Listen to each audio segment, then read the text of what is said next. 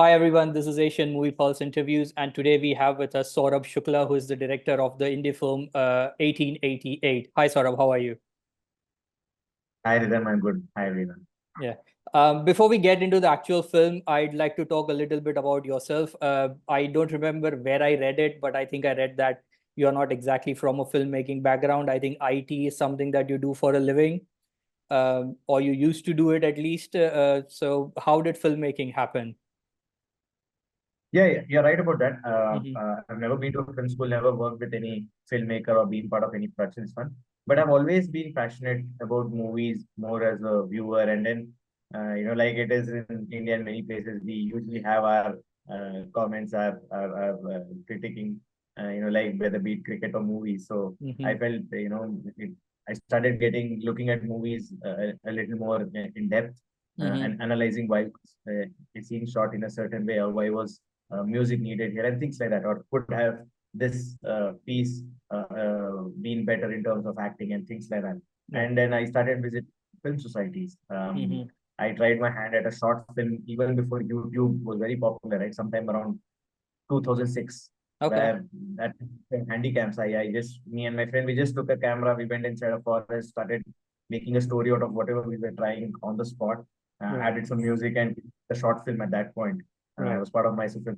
So that as a side hustle, it's always been there, just wanting Hmm. to learn, explore, Hmm. understand. And maybe it also probably felt like a nice medium to express one's creative thoughts and ideas. That's Right. how it is.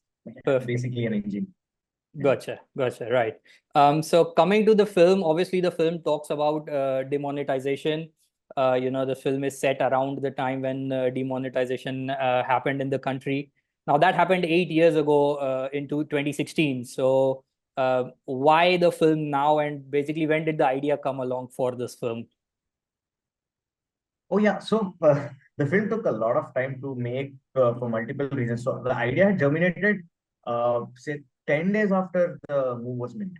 Right. I started reading more about it, came across a lot of interesting incidents. So original form of this movie was a short film. It was a 20-30 minute movie, and it Right. was started looking more like a documentary. It was panning out more like a documentary. And then this friend of mine who was a part of it felt like, let's add these elements. Let's make Hmm. it a full-fledged feature film. And then that's how the movie ended up being a feature-length film. Right. And by the time we completed it, by the time the post happened, COVID had struck, and there were different plans for the original film, and Right. we were not sure what to do. And then randomly started sending to film festivals because we didn't Hmm. know what to do, and I was looking for maybe some kind of validation or some kind of Right. an understanding of where does this stand. Hmm. And so the release, that's a different story, but I'll just bring that here because it's also a fact that indie films in India, Hmm. I don't know how it is across the world, across the globe, but here it's really tough now with OTTs and releasing, and that they don't see the light of the day. People don't get True to watch. So enough. it's been like a phase-wise slow release here and there, and but the Hmm. movie, the actual work, the research, put in a lot of research, to understand the things that happen behind the scenes, the way the Hmm. investigation agencies work, Hmm. cryptocurrencies and things like that. So that started in 2016-17, Right. and we knew that we didn't want to be like a political, like demonetization would serve as a backdrop, Hmm. and we would just use that as an element, and rest of it would be a non-political, like a crime thriller. So and yeah, we kept on adding elements over the years, and we felt it would be an interesting thing for people Right. to Right. I mean, that does bring yeah, me to my, sorry, yeah. Yeah, yeah, no, that does bring me to my next question, because I was going to ask that obviously demonetization, was and still is very much a political issue, and people have had a lot of opinions about it in that sense. But what I did like about the film was that it didn't really take a political standpoint as to, whether it was good or bad. It just was. So was that a conscious effort on your part, or you just didn't want to get political about it at all? what happened is, no, it was not that we were scared of anything, or we were not sure, or that people would judge us, because even interestingly, during the movie making itself, when we were researching, we came across diverse set of opinions, and Right. we realized it's better to treat it as an incident. It happened, and Hmm. as an aftermath, whatever happened, like people did x number of things to probably cover their black money or convert it to white, and there were some hardships faced. There were a lot of things, Right. The original cut of the movie had even that aspect where certain side of the hardship was shown, but it got too lengthy, so we decided to trim down on a few elements. So it was more like we just wanted to treat it as an incident, look at it objectively, and see if, from a story point of view, whatever was needed, we just kept those elements. Yeah. Right. Right. So outside of the film, where do you stand as an individual about the whole issue? Uh, I mean, I to put it very honestly, right? I did it impact me, but maybe because I come under the typical urban guy who has in a place like Bangalore, I have access to ATMs. Mhm. I have never personally. What happened is I never was a guy who would use a lot of cash. I would keep it bare minimum. It was just that change needed for tea here and there. I was always comfortable using my card. So what happened is, in a way, for me, the blessing part was a lot of use of the UPI and Paytm. So Mhm. I was benefiting immediately from use of these apps which are Right. used for transactions. But I definitely saw, I could also see the downsides of, a lot of people being put in trouble, a lot of hassles, a lot of businesses which were completely dependent, small businesses, not the big ones. So I saw that part as well. So I look at it as like these things. So because personally I didn't go through hardship, I look at it as it didn't impact me much Mhm. personally. I Yeah, it kind of helped me maybe switch over to something which I'm very convenient with.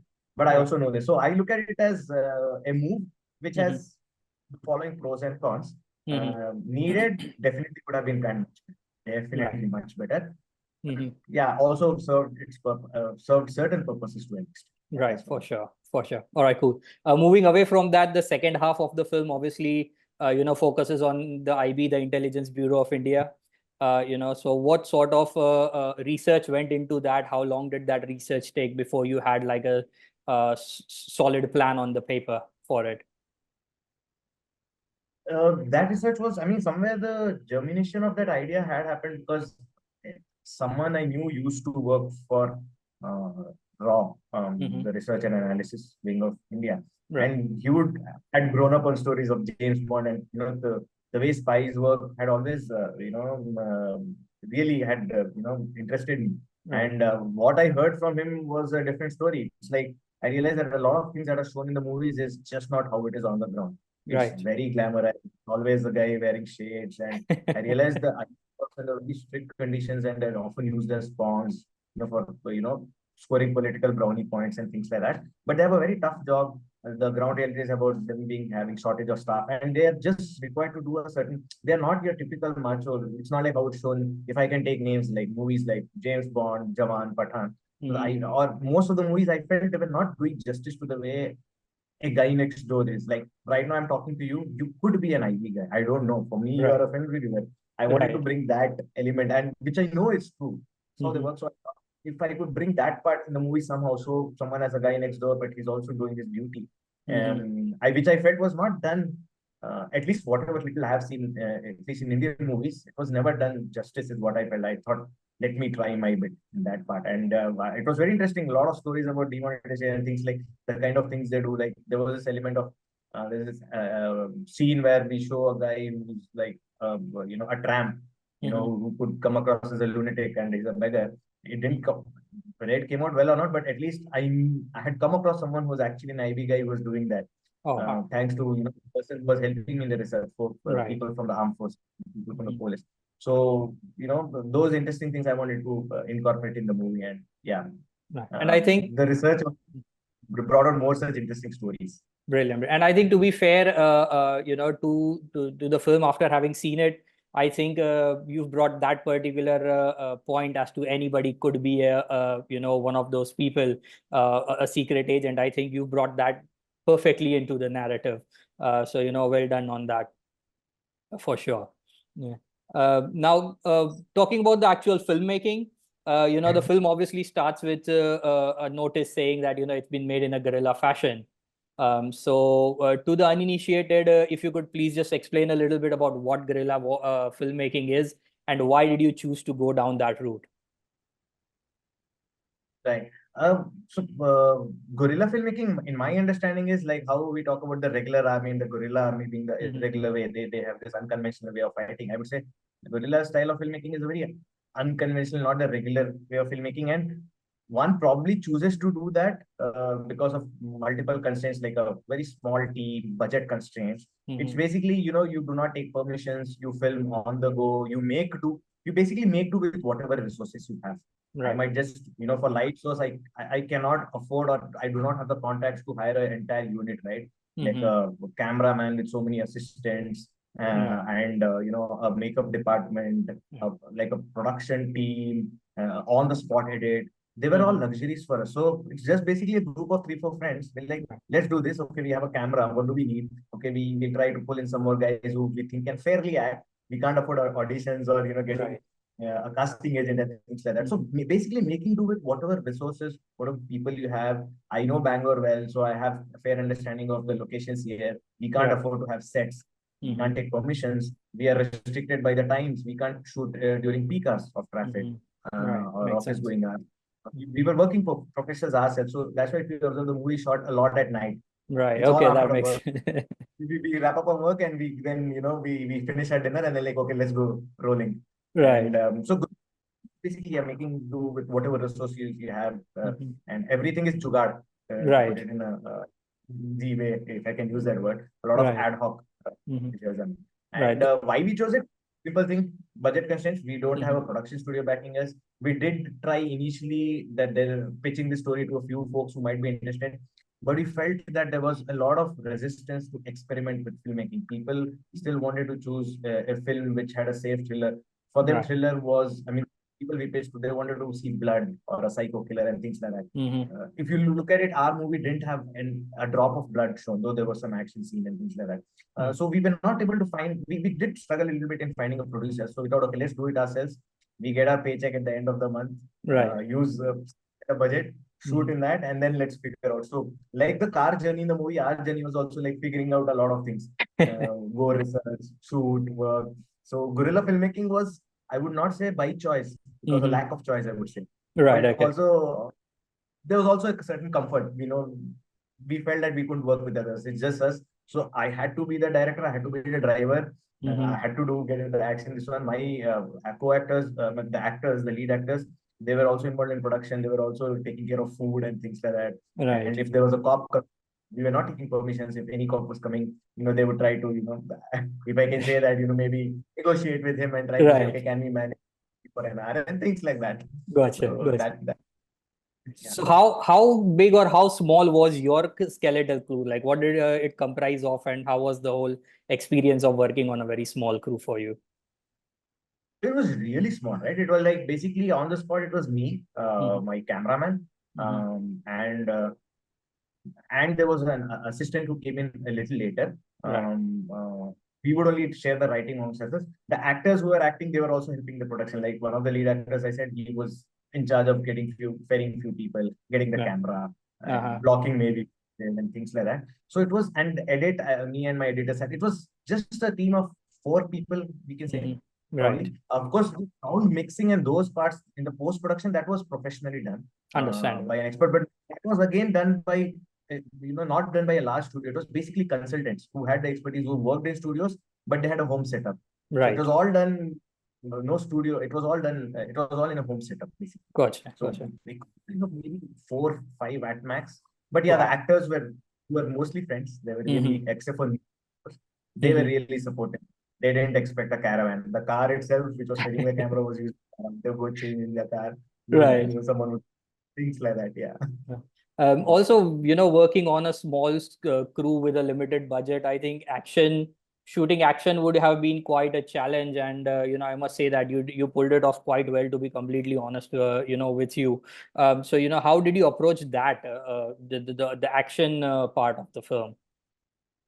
Yes, you're right. That was the toughest part. And honestly speaking, I was always in a dual mind, in a dilemma whether we should have action or not. Originally, I didn't have action sequences planned, but Mm-hmm. then we thought let's go a little mainstream. And one good thing was I have a background in martial arts. My actors who pulled it off, they have a background in martial arts and gymnastics. We Right. were very clear about one thing: we didn't want to do action sequences the way they're done in most movies. With a lot of close-ups and those Right. elements, like slow motion. If you observe, there were no slow motions there. Indeed. So again, didn't have any studio set, no ropes, no Hmm. VFX support, no safety mats. Right. It was basically hard ground and raw location. So we just went there, and it was basically the downside to it was the during one of the shots. I think my co-actor, it was pretty cold and he had not done his warm up. So he had a bad landing and then he twisted his knee, his Got it. ankle, sorry, and Hmm. uh, the shoot got delayed because of which even other portions couldn't happen, and then we had to reshoot that action part. Right. So it was really tough, and would I do it again? Probably not. But somehow it's worked well. The Right. accident also you see, chase that actually happened. It was not planned, and it just Oh, happened to be captured. And we just captured it, and it just came out well, and it fit the movie's storyline also. right. For sure. Yeah, Mhm. Obviously, you yourself feature in the film in a role as well. But like you've written the script, most of it is what I'm assume, right? So it's like, is there any character in there that you see yourself the most in? it was never planned. So what happened is, interestingly, that character was written keeping someone else in mind. And like I said, most of them were friends, right? They Mhm. had their full-time jobs. Some of them were in the middle of, they are almost done with their assignment in India. They were moving back to, say, France or Germany. So Right. that was written for one such person, and he was not available that day. We had booked the camera. We couldn't not shoot that day. So I Right. didn't have a choice. I was like, okay, we have to somehow do this. What do I do? Okay, fine. Since I've written this and it was an impromptu speech there, I just Mhm. went there, got a haircut, wore my wore my spectacles, and then again lack of choice had to end up playing. But that was one character which was one of my um, uh, kind of favorite, one of the favorite characters. That and probably the lead, the character of Vikas. Right. Mhm. So Yeah. if you had to be friends with or go out for drinks with one of your characters, who would that be?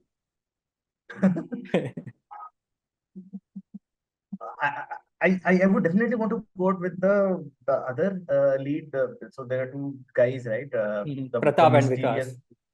yeah, Pratap, yeah, Yeah. the guy who's always playing games, yeah. So I would want to go out because it's very tough to understand what's running in his mind, very unpredictable. So Right.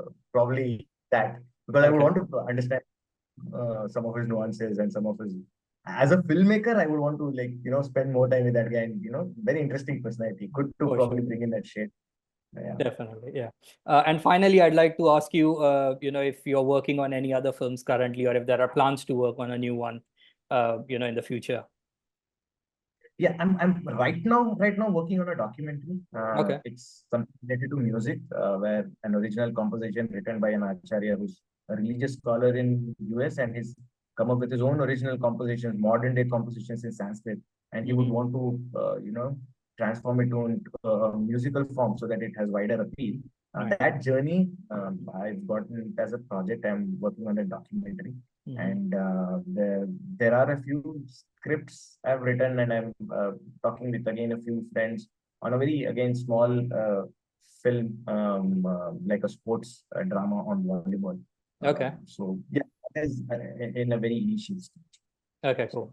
And finally, one last question. 1888 also went to a number of film festivals domestically, and probably internationally as well, if I'm not mistaken. Yeah, yes. and yeah, it did win a few awards in my home city of Ahmedabad as well.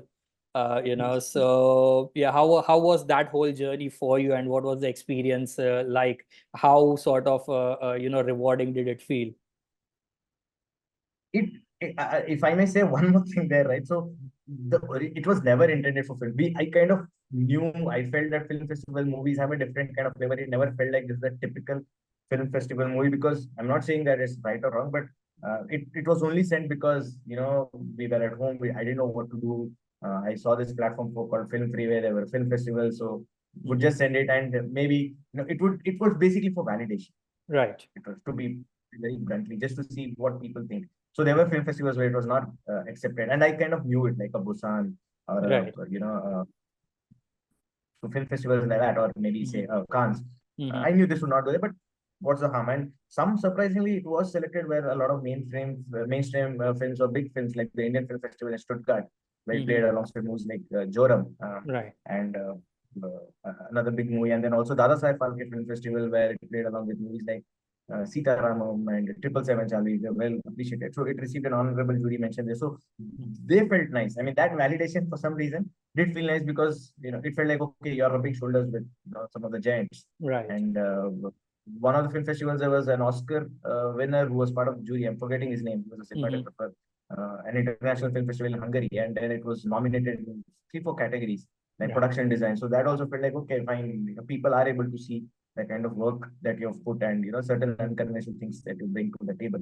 So it felt nice. But I would also like to admit, I also realized that sometimes it can be a waste of time. A lot of phony film festivals are there. There are a lot of film festivals which are probably not even existing. They're ghost film festivals. They just probably collect movie and send you some certificate which is generated in 5 minutes Oh, online, wow. and they just it's a scam. So there are a lot of people. They're kind of a scam. They're this facade. So that also I ended up experiencing, and I would advise to be careful. Like, go look at the credentials, look at the organizers. There are a lot of such phony film festivals all across. Perfect. Right. Right. I guess that's it. Saurabh, thank you so much for taking the time to talk to us. I did enjoy your film quite a bit. So, I hope a lot more people get to see it, and, word for the film spreads, and hopefully more people, can get eyes on it. Sure, sure. Thanks a lot, Rhythm. It was really nice talking to you. I'm so happy that you watched the film and you liked it. Right. Great talking to you. Likewise, buddy. Thank you. Thank you.